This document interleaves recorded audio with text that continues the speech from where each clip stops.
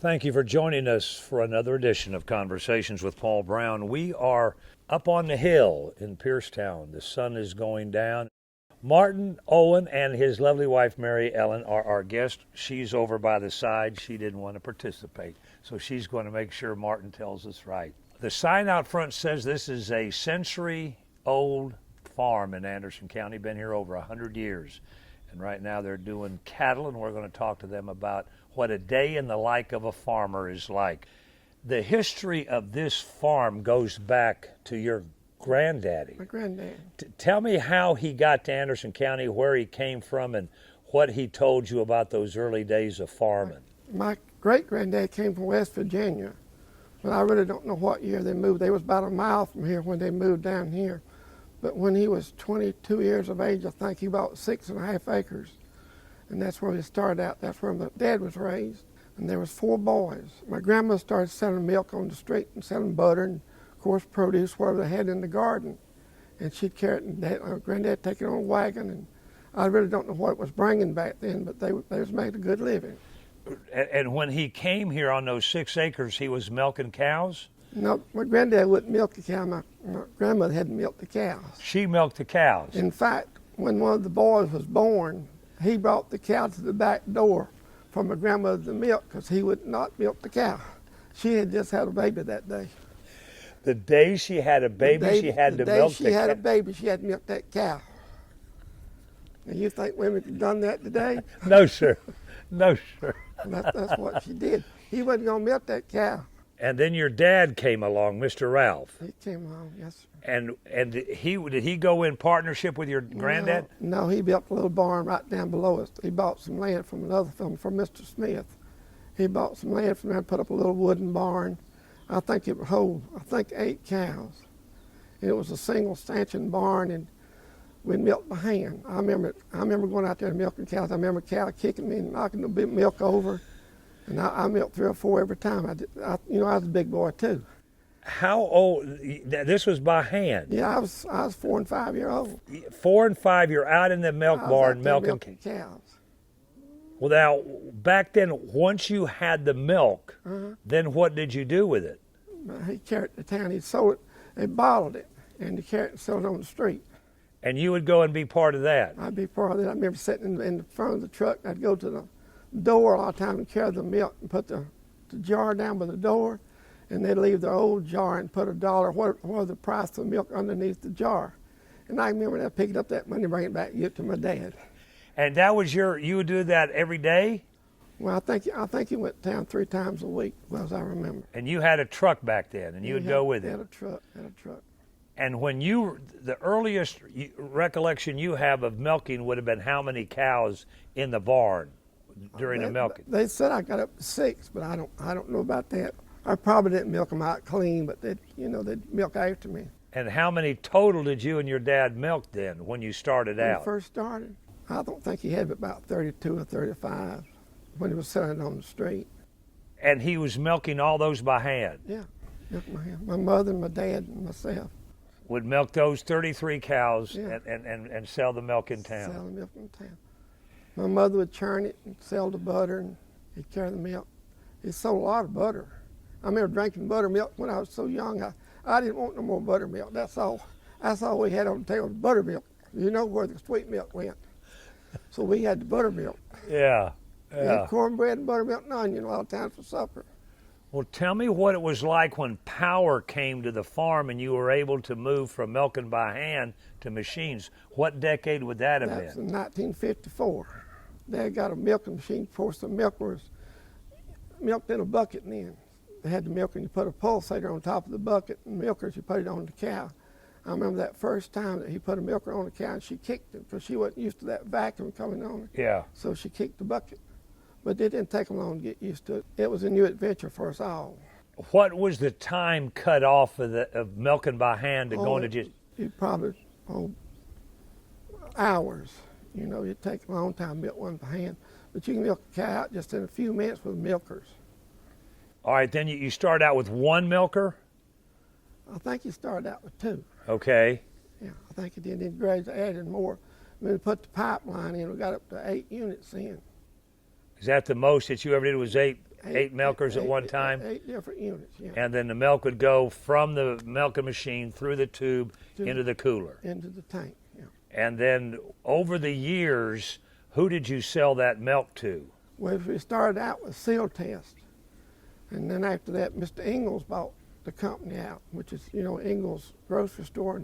And then it went to Maryland, Virginia. When we were in the business, it was Maryland, Virginia.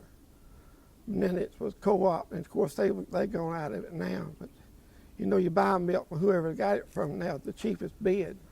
That's where the grocery store get their milk. And when you were all milking, the price just never got up to where you could all make a comfortable living. It was always... Well, we did the best when Jimmy Carter was president. Really? He was a farmer. Sure. He got up to $17 a hundred then for number one milk. I remember that just as well. We was making money. Of course, when he went out of office, it started going down. But since then, it's, the dairy, there used to be a dairy on every corner, but now it's just all gone. All gone. It's all gone. Yeah. You cannot make it in it. There have been some went out the last few years that they stayed on it as long as they could, and then they had to give it up. From as long as you can remember, you were responsible for milking twice a day. Oh, yeah. What time would y'all get up in the morning? 4 o'clock. If you wasn't in the barn at 4 o'clock in the morning, you're late. 4 o'clock? 4 o'clock in the morning, and 4 in the afternoon. Sometimes if we was working in the field, you might be a little bit late getting in the afternoon, but if you wasn't in that barn at 4 o'clock in the morning, you're late because the milk truck to come pick up the milk. He had his regular time to come, so you need to have it done. And how long would that take? It was around 3 hours. We got up to 140 before we had to quit. It'd take 3 hours to milk. 140 cows. And those cows were so well trained they knew exactly what to do? When you went to the barn in the morning at 4 o'clock, when you open up that door, there'd be some standing there. When I went to the barn, they're ready to come in that barn. It's just, they're just like people. They're smart. You think they're dumb, but they're not. They've got their regular routine that they do, and they know what's going to happen when that time comes. So they're ready to go. And you had your favorites?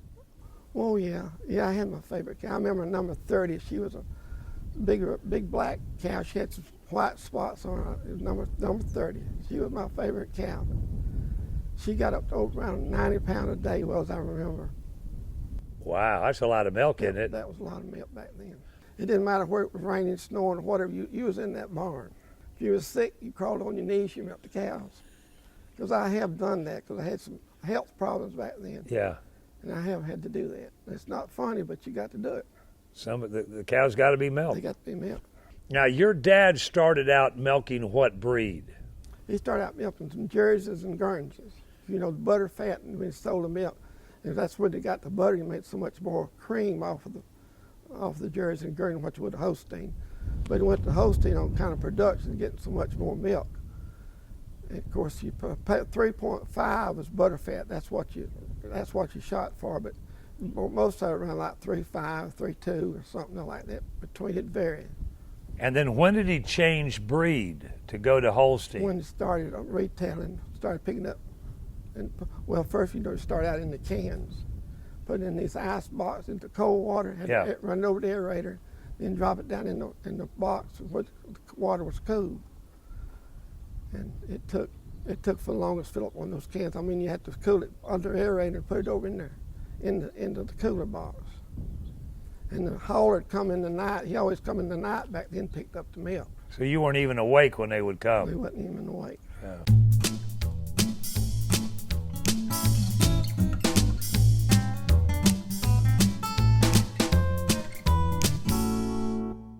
Tell me about the end of milking at your all's place. Your mom got ill.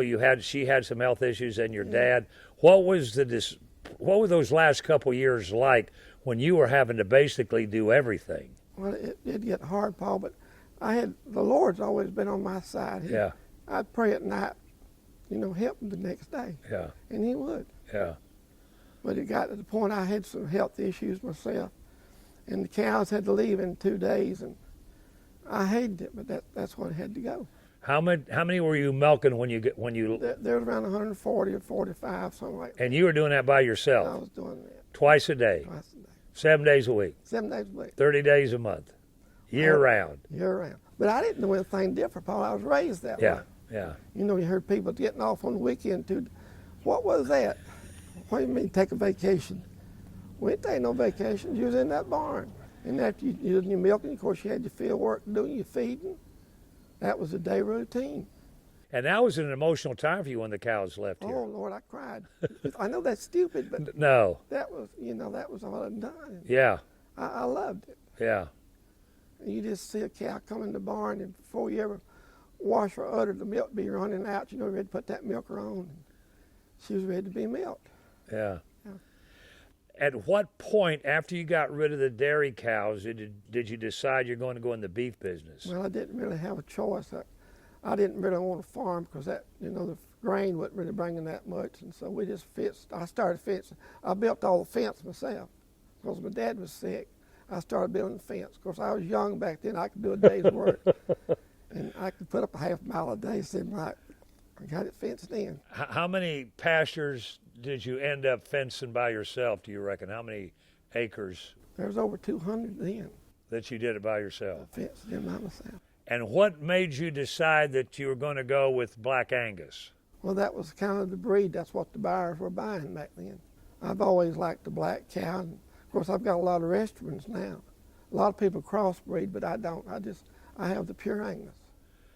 You remember the first ones you bought? Where did you get your first start? Well, I bought some from a fellow local, and then we went at the cattle barn.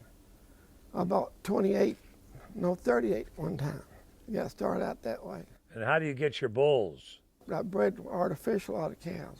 I started doing that. And I kept some bulls from those cows, when they had the bull calves. I kept several of those. And I bought a bull or two from a local man, not too far from here.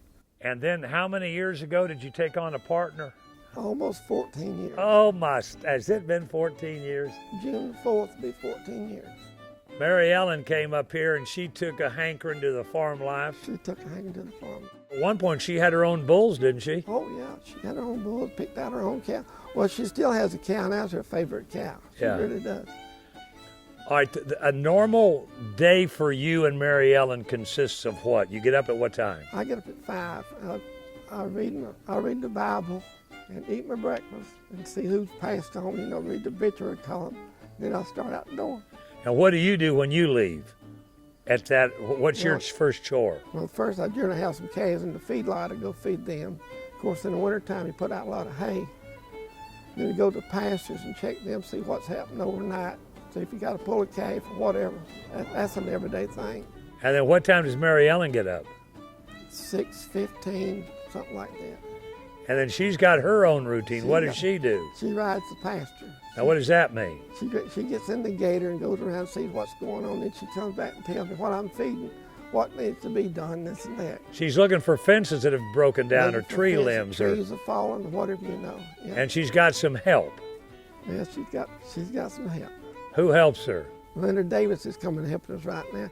I had my last knee replaced last January, and he was coming feeding then. And Mary Ellen had an accident, and Leonard helped us through all, and that was a long episode of what she went through. He was riding the pasture and helping me then. He still comes today. We have a good time together. Yeah, really he's a good guy, isn't he? He comes in and gets him a cup of coffee every morning, a little snacks, and he goes about his work. We have a good time, we really do.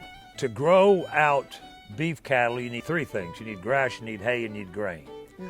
And of that, you provide the pastures and you grow the hay. Grow the hay. Tell me about the hay growing process. How many acres have you got that you can? Well, I cut something over 100 acres for hay, and some of that, if you have good weather, you'll get 3 cuttings off of it. And one year, didn't we get 4? I have, but last year we had a dry summer, and that last cutting wasn't anything. But we did have enough hay to get through because I had a little carryover from the year before, and I had enough to get through. Normally, during the course of a season, how many bales, big bales, will you put up? I put them from 12 to 1,500, something like that. And you basically do all that yourself? Yes. Now, Mary Ellen helps drive some trucks every once in a while, doesn't she? Back and forth. She drives the truck around in the field when we're picking it up, putting it on the trailer. And all my hay fields are all from home. She helps me get the equipment to the field, come back and get me if I got to do something else. Yeah. If I need something break down, she'll come and get me. She's the go-getter. Yeah. You can put how many big bales under roof, how many will fit over there? I can probably put, I put over 1,000 at least. Then I cover some on the outside with tarps. Right. And I have some that's out. I'll try to feed what's on the outside first, and then go to the barn. Up until when this year were you feeding hay?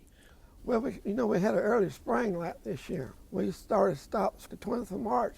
They was beginning to get a little picking out the pasture. And if they hadn't been for that, I'd have been out. Because I think there's 22 rows in that barn now. That's all That's left. it. That's all I've got left. Now, when will you start baling the gate? Looks like some of those pastures are about ready. It's ready now. Of course, the weather's holding us back right now, the rain. Now, we need the water, don't get me wrong.